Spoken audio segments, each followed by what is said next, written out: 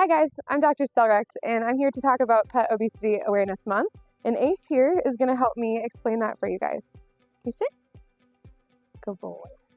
So why is pet obesity important? Well, having an overweight pet or obese pet, just like in humans, can cause medical problems and health problems in your pets. And it can also lead to a shorter lifespan for them as well, for both dogs and cats.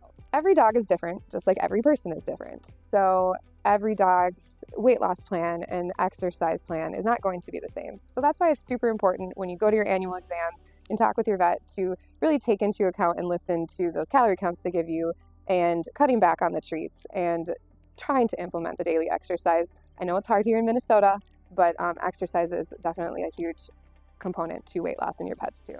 So Ace is going to help me show you guys what an ideal body condition looks like in a dog.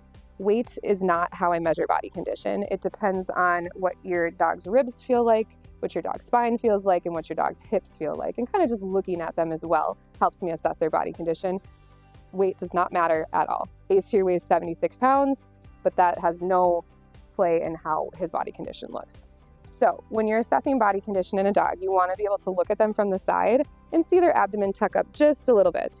If you kind of look at your dog and he looks like a little rectangle, he's probably a little overweight. Depending on the breed, again, looking at a breed can also vary too. So if you look at Ace here, come here, stand, stay.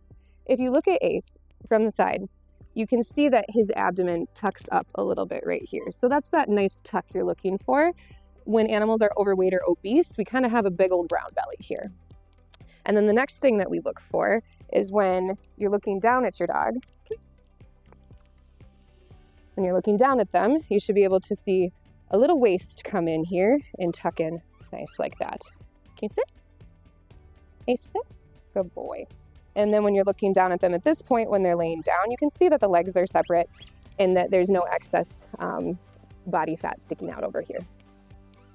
And another way that we help assess the body condition score is when I feel your dog, that's another main component of this, is I'll feel along the spine. And I should just be able to feel it. I don't want a big bony spine sticking out. That would be too underweight.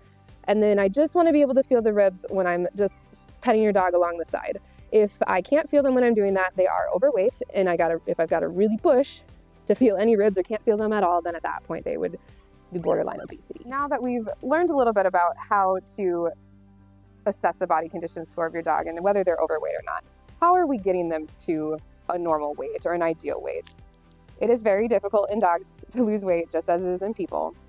But two main components are diet and exercise. You can't do one without the other. You do need both in order for them to be healthy and lose the weight to be at a normal body condition. So what Ace and I do to keep him at this normal body weight is about four to 5 times a week, we'll go for a 2-mile walk. And our walks are not stopping and sniffing every 5 seconds at the fire hydrant and peeing on this and going to see that dog or this person. We get all that out first, we get our sniffs out first, and then we go on our nice brisk walk for 2 miles. So everybody gets their heart rates up and we're all exercising.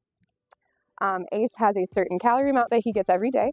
I do allot some of that calorie amount for his treats. So we don't give extra calories in our treats. We take out a little food for dinner if we were getting treats for nail trims, ear cleans, just because he's a perfect angel baby.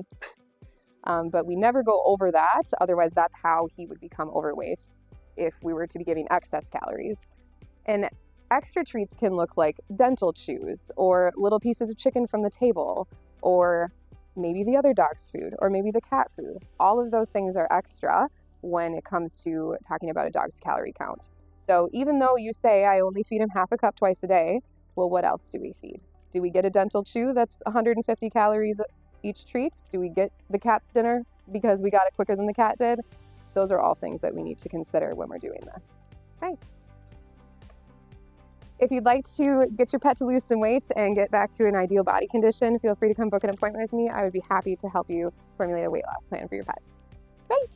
Good boy.